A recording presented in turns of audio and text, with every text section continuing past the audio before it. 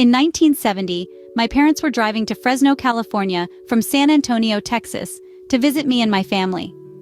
Quite anxious to get there, they planned to drive 22 hours without stopping to rest. It was late that cold December night on a deserted, dark highway in the middle of the Mojave Desert. Tired and weary from their long journey, they were both shocked and frightened when the car sputtered and stopped suddenly. My mother, being the godly woman she was, began praying feverishly, asking God for a miracle. Daddy bowed his head in a prayerful state, then opened the door of their old car to be greeted by chilling winter air.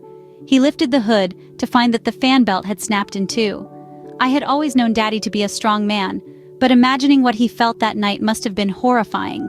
He stood for a moment staring at the destroyed belt, wondering what to do next.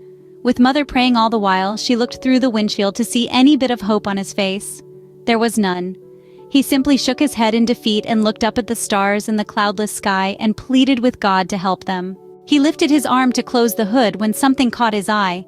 He shifted his eyes to the ground below him and tried to focus in the darkness. The object looked long and snake-like against the asphalt, but it didn't move, and he became curious. Daddy bent his weary body over to grip the object. Holding the object in his hand, he ran to the car and stepped inside to get a closer look. It was a fan belt, a brand new fan belt, and the exact size needed for the car. Mother and Daddy hugged each other in thankful prayer. Mother cried and Daddy said that God would always take care of them, especially in their time of need. When they returned home, Daddy replaced the fan belt and saved the one they found that cold night to remind them of God's strong love for all his children. Mother and Daddy have long since passed away. I inherited the miracle fan belt they found that night, and it comforts me in my own time of despair. I also inherited their incredible faith and hope that I can pass that on to my children as my dear mother and father did.